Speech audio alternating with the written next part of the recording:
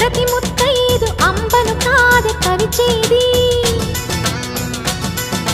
తన మదిలోని కలకలనన్ని అమ్మలకేగ తెలిపేది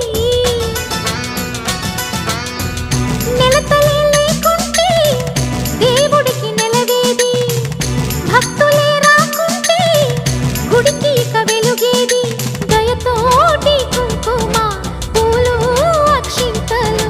మనమంతా ఇవ్వాలి తన తాళి నిలపాలి తాళి కాచి ముత్తైదా